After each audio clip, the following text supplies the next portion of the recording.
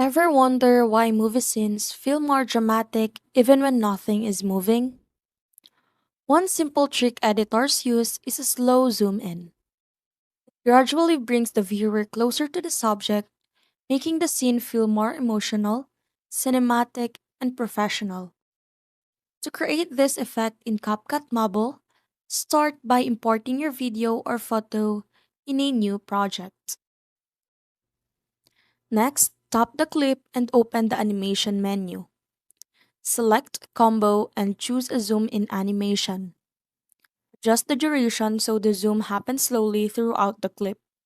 This technique works great for storytelling videos, travel content, emotional scenes, and photo slideshows. Review your clip and make small adjustments until the movement feels natural. And that's how to add a slow zoom in effect in CapCut Mobile.